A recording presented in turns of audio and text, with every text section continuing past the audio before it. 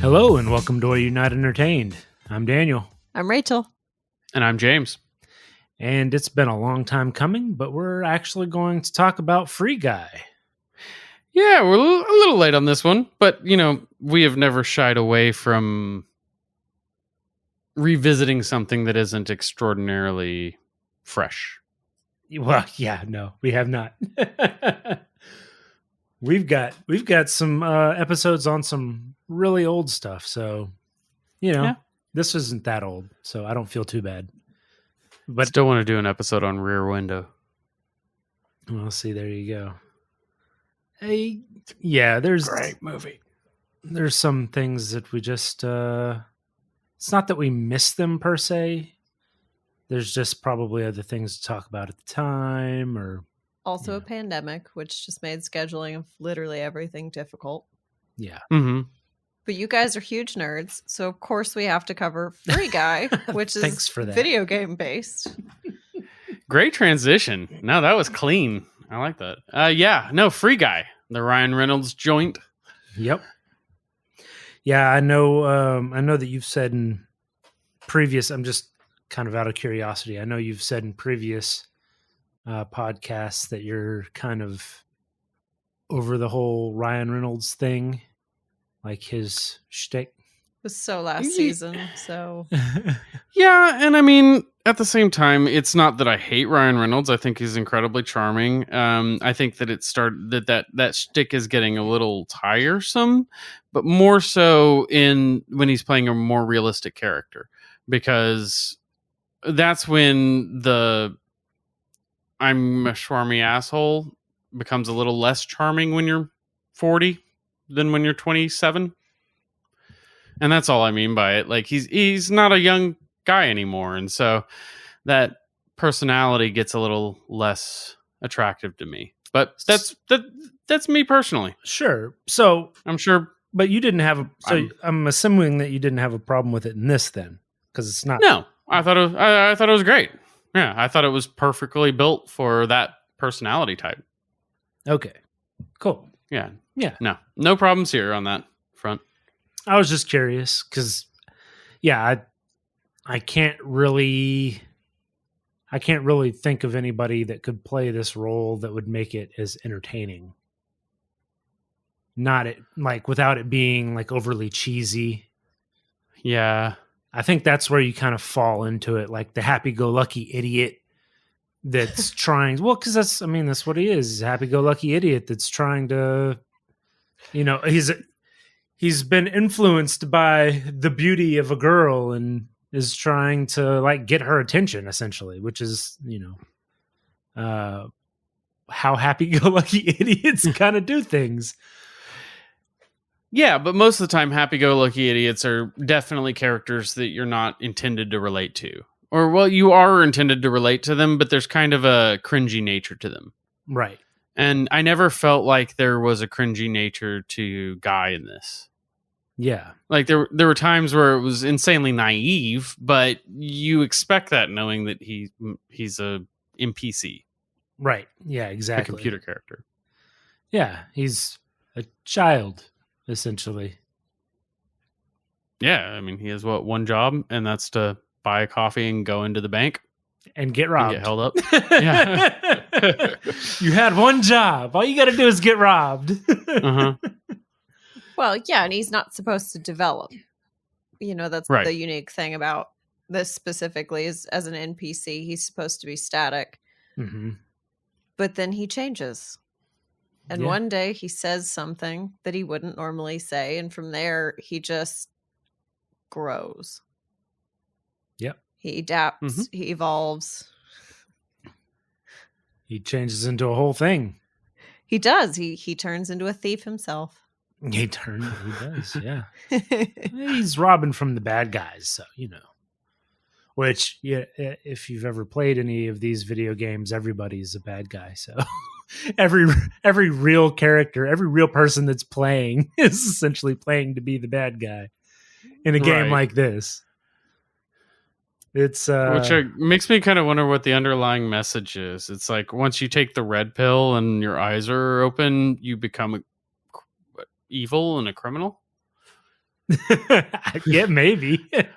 Once you put on a pair of Well, no, I guess so. glasses.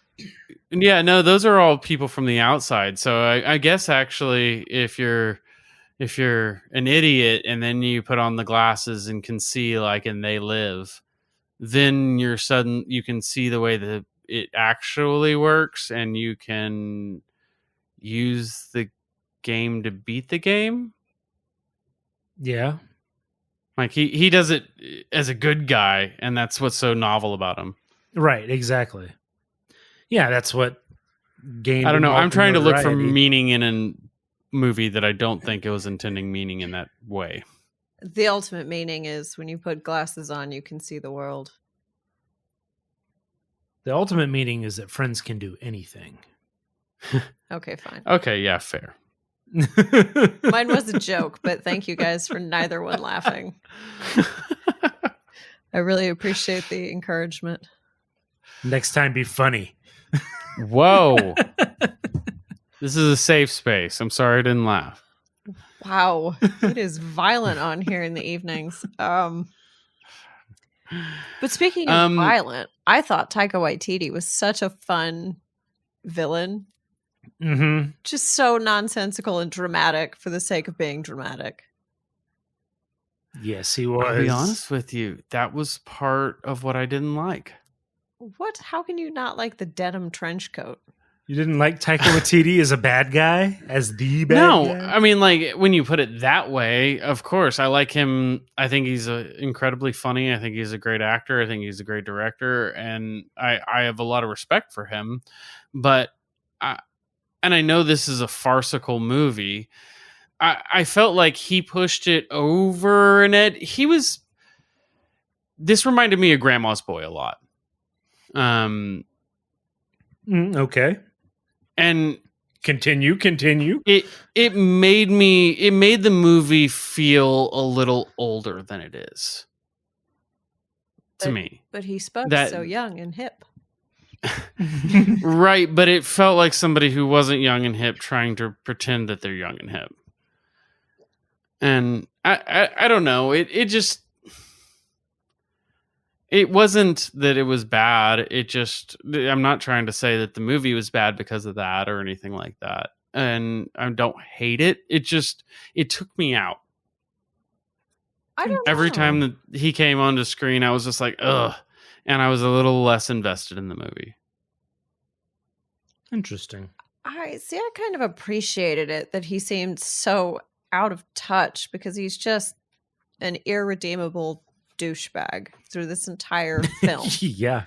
There is nothing like good or relatable. There's no moment of he's a villain, but I kind of get it. And I like that because too often in movies, they want it to be deep and they want you to connect to the villain so that you have that bit of internal debate, who's in the right, who's in the wrong. But he's just awful. Well, yeah, I think it depends on the kind of movie it is too. I think in a movie like this, it's a lot easier to get away with, like, there's nothing really serious about this movie. I think it's a lot easier to get away with a bad guy that is just like a tech mobile turd. Wow. Yeah, Nolan Sorrento from Ready Player One. Right. Yeah, exactly. Turd of the earth. Mm-hmm. Intentionally unredeemable. Yeah. So yeah, I don't know. I'm kind of in the middle there. Like I understand where you're coming from, James, but I also, I don't know. I thought it was a good motivation for Guy, really. I mean, he is Antoine is the arch nemesis, even though they've never met or or anything like that. One's real world, one's in the game. I thought it helped drive the story. I thought it made some of the crazy farcical stuff that you get at the end make sense, right? I don't know. Maybe that's just me. No, I mean, like I said, I also gave a lot of caveats because it didn't make the movie not work. Yeah. I still think the movie was fun, and I think it was a good movie. I was entertained. It made it a little more forgettable. Yeah. That's fair. I will remember Taika Waititi's Antoine, but I don't know. The movie didn't stick with me as hard. I had to do a little research for this one Yeah, I get and that. get warmed back up. Yeah. Well, so I've actually watched this a couple times now. I actually enjoy it more each time I watch it because you catch more of the small funny moments that you might. And I bet there's tons of Easter eggs. Yeah, there has to be. Yeah. I thoroughly enjoyed this movie. As far as like video game movies go, it's definitely towards the top of the list. It's funny you bring up Ready Player One. That's kind of at the top. But this isn't far behind. And it's a comedy. Yeah, and you historically don't like comedies. It's not that I don't. You don't like to laugh or feel joy. But, I mean, I'll say the super controversial thing, which is... This is why I don't laugh at your jokes. Bring the hot takes, Rachel. This isn't a hot take. This is just... I liked this better than Ready Player One. And that's simply because it was fun. It wasn't like trying to teach you anything, really. And the technology wasn't the problem. They weren't trying to get people to log off or, trying to tell you that video games are bad or video games are crushing society. There wasn't that message. Right. Which I think sometimes is sort of pervasive in video game related movies. Mm-hmm. Because even with Ready Player One, at the end of it, it's, I logged off and I got out of the game. But this one, there's not really that, Yeah, well, I mean, Ready Player One's a completely different kind of movie. Yeah. It's also about obsession. So right. But yeah, no, this does not have any of that in it. Yeah, and that is something that is pretty common. There's all that kind of your parents' message inside of video game related movies. Right. Yeah, exactly. Yeah, their video game wasn't damaging society.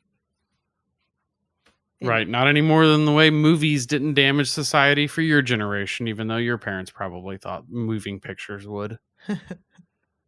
Wow. Moving pictures. The medium isn't the problem. No. It's perception.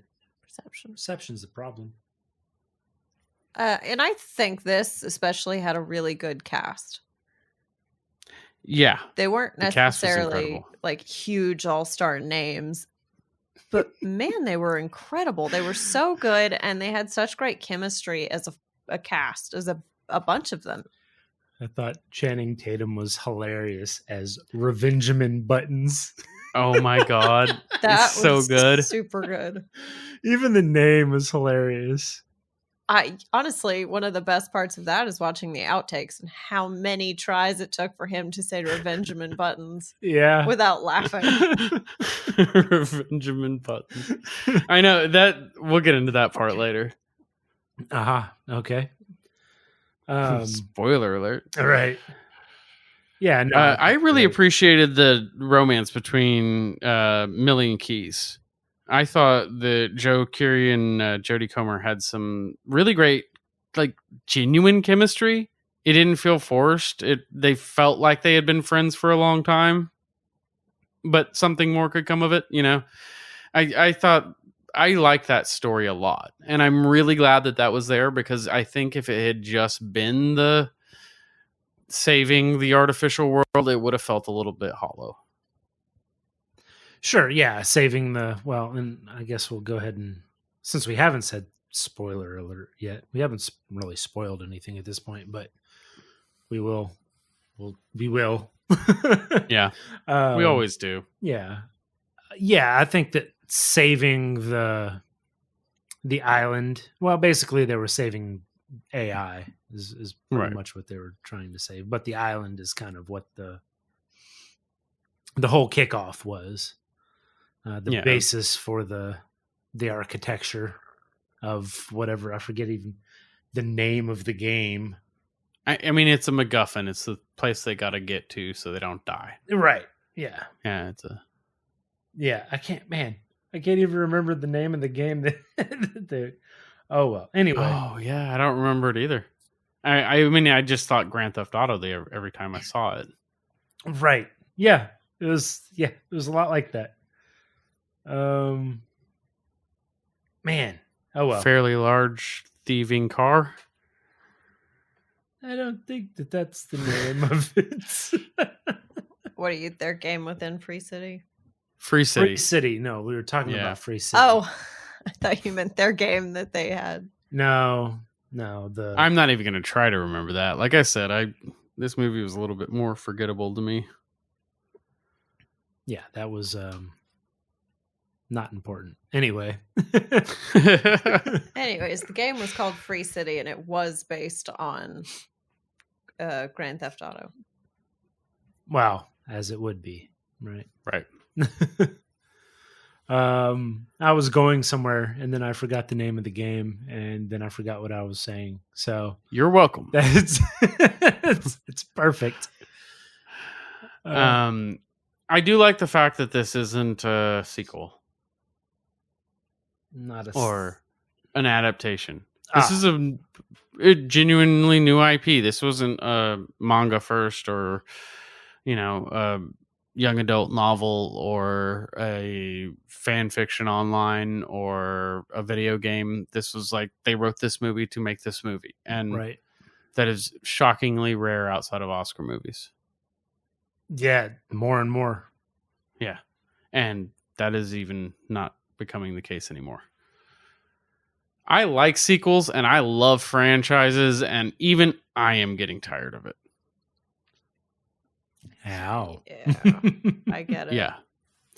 Yeah, no, it is. It's quite refreshing that this was completely original. Mm-hmm. And didn't suck. No, it didn't. Didn't suck. I think we need more of that. As moviegoers, the interesting or not, just trying to getting into philosophical movie stuff. With the pandemic and how things have gone, people aren't really going to theaters like they were. So these kinds of movies, these original pieces, or even artistic movies for that matter, aren't getting the same capital to be made. They're not getting the same volume of watchers, whether that's tickets or people purchasing. The things that are winning right now are, like you're saying, these remakes, these franchises that are spitting out these 25-year, we're coming back craptastic movies in some cases. And having something like this that was, like I said, I've watched it a few times. I thought it's a lot of fun. I'll probably, if I'm like just kicking around or need something fun to watch, this will probably be one of the first things that I think about that I'll throw in. It's relatively new. I haven't watched it 1,000 times, and I know that there's still stuff that I've missed. Just the little quips or whatever. Yeah, and also to play devil's advocate, it's not like I'm not going to watch Free Guy 2. I can talk all day like I'm some some high mighty guy who's like, it's an original IP, Hollywood. But I'm gonna watch the sequel, so don't listen to me. Yeah, no, and I'm right there with you. I mean, yeah, honestly, but it's nice. Well, it's nice to get something a little fresh. It's not even just nice; it's needed. Yeah. And in 2021, something else that makes it unique is that it's original and it's from a studio.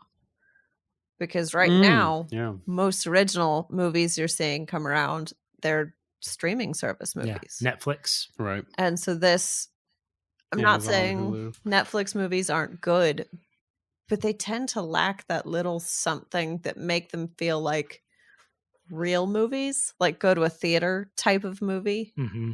They feel made for TV, and this didn't. And that's quite a great. few of them. Yeah, absolutely. And that's, I mean, we've already seen with the Golden Globes.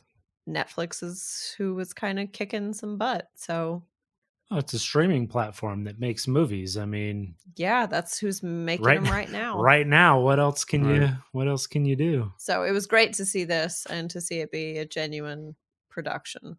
And again, to kind of backtracking for a second, who has the capital? They're making their own movies because movie studios aren't backing people to write these small one-off. It's just taking a chance is not easy right now. No, right. It hurts everybody. Yeah. Well, yeah, because before you had the big budget films that would kind of carry the whole studio because of how many people would go see them. Mm-hmm. And when you greatly reduce that, or you reduce that number by 25%, that's going to greatly reduce how many smaller budget films they can make. Exactly. They don't have the money, I'd say. I don't know if it's actually a money issue to take those risks and not, Yeah. They're not doing it for the sake of the art of we want to create a movie and it doesn't really matter if we, make money back on it. It's a losing project, but it's a cool project and it sounds like fun and let's do it. Yeah, and for the studio it brings prestige. Yeah. Awards and the talk of the town, the talk of movie critics. Yeah. So it has its own value if outside. It's almost like a form of advertising for the studio. Yeah. Wholeheartedly. Plus, there's a lot of people who are passionate about films and probably just want to make cool movies, regardless if it makes money. Absolutely. So, there's a lot I'm of not trying to those. diminish it and make it all a ledger sheet or anything like that. No. But big business does, has to. You got to keep the studio open. Yep, you do. Otherwise, no movies. And Exactly. we can't have that. What's that world like? Yeah, so Shittier. yes, it is. It would be much. So yeah, no, I think that this is worth checking out for, I'd say, anybody that hasn't seen it. Maybe I would assume that if you're listening to this, you have seen it, since considering the fact that almost every time we talk about a movie, we go, you should see this before we talk about it because we're going to ruin it. But there's not really much to ruin in this. It's pretty cookie cutter. It is. It's just interesting the way they went about doing the cookie cutter routine. Yeah. Yeah. Exactly. So well worth a watch in my humble opinion. Yeah. Agreed. It's a good time at least, man. You're going to have fun for an hour and a half. You'll laugh at least twice. Oh, yeah. Yeah, you absolutely will. And I think, and that makes more sense now that I know that. The director and producer of this film also did Stranger Things. Ah. So I can see that. Okay. Just a little. It had a little bit of that feeling in the styling. Yeah, it had Steve, too. Yes. Yes, it did. Steve. Anyways, I just thought that was You guys ready to get into favorite scenes? It was interesting. Absolutely. Yeah. All right, let's do this. Well, I'm gonna go first, not because and obviously I've been going first more lately, but I'm gonna go first because I kind of spoiled away my favorite scene earlier. Yeah, and that's definitely the Channing Tatum scene. Most of the stuff I don't really feel comfortable repeating, but my God, just that kind of almost 4chan style crudeness to playing off of somebody who is completely naive in Guy. It was absolutely hilarious. And I can't imagine that performance being better. He really did do a good job. Revengeman Buttons is the greatest character I have seen in years. Even when they cut to him in real life. Well, yeah, it. that's what makes it even more It's funny. so good. Yeah. That adds another layer. It does. It's such a great scene. Like, I'll be honest. I almost chose the first time that Keys and Mauser confront Guy in the street in the cop car, and Mauser's in the bunny suit. Yes. And they're talking about taking off his skin. Yeah. But I mean, I can't not revenge him in Buttons. I think that's very fair. It's so good. But all right, well, I spoiled it earlier, so that's not one. That one's not as and it's a little less family friendly to get into details with. But check the movie out if you haven't. It's worth it for this one scene. You'll die laughing. But who wants to go next? Rachel? Yeah, sure. I'll go next. I'm going to go with another sort of easy one. I think my favorite scene was the introduction of Dude. There's something so funny to me about how half written he is. And that he just keeps saying, insert third thing here, or just these little things. Catchphrase. Yeah, exactly. You can tell he's clearly not finished. Yeah. Right. And it's so funny. He's got a tattoo. Instead of wearing a blue shirt, he's got a tattoo of a blue shirt. Yeah, and the way that Buddy comes up and he's like squeezing him. Yeah. I wouldn't touch him. Oh, but I'm gonna. I enjoyed it, and I loved the whole scene because that's when Guy has all of these iconic items from other movies. Yeah. Mm-hmm. And he's got the Captain America shield. Chris Evans. What the shit? Exactly. And it was just super funny. The whole thing was just good. It was one of the funniest parts of the whole movie. Yeah. Mm-hmm. Bashes him with the unicorn hammer. Yeah, there's just from Fortnite. Mm-hmm. They just fully go off the rails here, and I love it.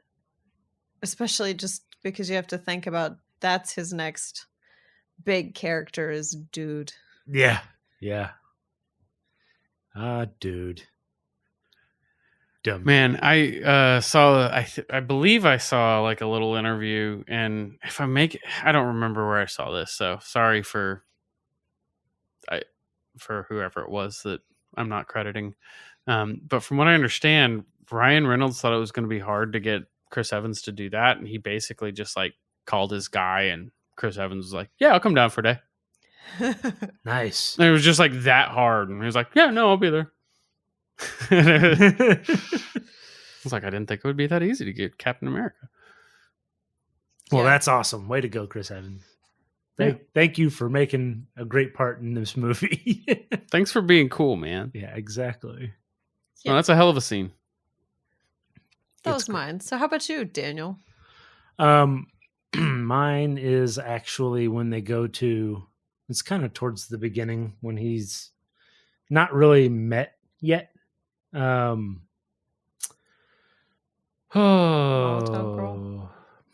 Girl. Thank you. I was like, I've forgotten her name. Anyway, so